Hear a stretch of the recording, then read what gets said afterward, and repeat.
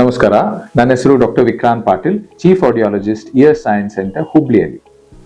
ಈಗ hearing aid ತಗೊಂಡು ಮನಿ ಒಳಗೆ ಯೂಸ್ ಮಾಡಕ್ ಸ್ಟಾರ್ಟ್ ಮಾಡ್ತೀರಿ.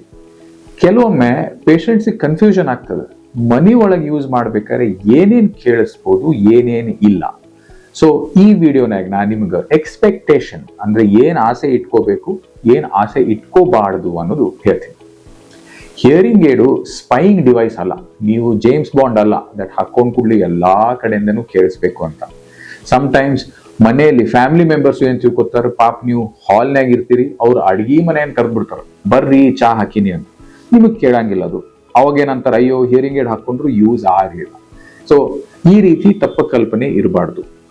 ಫಸ್ಟ್ ಥಿಂಗ್ ಏನ್ ನೆನಪಿಟ್ಕೊಳ್ಳಿ, ಹಿಯರಿಂಗ್ ಏಡು ಒಂದು ಡಿಸ್ಟೆನ್ಸ್ ಅಲ್ಲಿ ಮಾತು ಪಿಕಪ್ ಮಾಡುತ್ತೆ. ಮನೆ ಶಾಂತ ಇದ್ರೆ ಅದು distance up to 12 to 15 feet ಇರುತ್ತೆ. ನೆನಪಿಟ್ಕೊಳ್ಳಿ, 12 ರಿಂದ 15 ಫೀಟ್ ಮಟ್ಟ ಅಷ್ಟೇ ಜಗೋದು.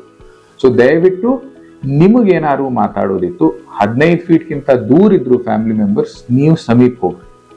Other way round, family members ಏನಾರ ಮಾತಾಡೋದಿತ್ತು ಅವ್ರಿಗೆ 15 ಫೀಟ್ ಒಳಗೆ ಬಂದು ಮಾತಾಡಕ್ ಹೇಳಿ. ಈ 15 ಫೀಟು ಕೂಡ ಶಾಶ್ವತ ಇಲ್ಲ. ನಾಯ್ಸ್ ಇತ್ತು, ಫ್ಯಾನ್ ಹಚ್ಚಿದ್ರಿ, ಬ್ಯಾಕ್ ಗ್ರೌಂಡ್ನಾಗ ಟಿವಿ ಇತ್ತು, ಕಿಟಕಿ ಓಪನ್ ಇತ್ತು, ಅವಾಗ 15 ಫೀಟು ಆಗ್ಲಿಕ್ಕಿಲ್ಲ, ಅವಾಗ ಸ್ವಲ್ಪ ಸಮೀಪ ಬರ್ಬೇಕಾಗ್ತದೆ.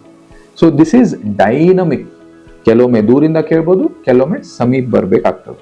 ಸೊ ಮನೆಯಲ್ಲಿ ಚೆನ್ನಾಗಿ ಕೇಳಿಸ್ಬೇಕು ಅಂದ್ರೆ ಸಾಧ್ಯ ಆದಷ್ಟು ಹತ್ರ ಬಂದು ಮಾತಾಡಿ, ಸಾಧ್ಯ ಆದಷ್ಟು ಮುಖ ಕೊಟ್ಟು ಮಾತಾಡ್ತಾ ಇರಿ. ಅದರಿಂದ ಮಾತು ಅರ್ಥ ಮಾಡ್ಕೊಳ್ಳೋದು ತುಂಬಾ ಈಸಿ ಆಗುತ್ತೆ. So wishing you a happy hearing.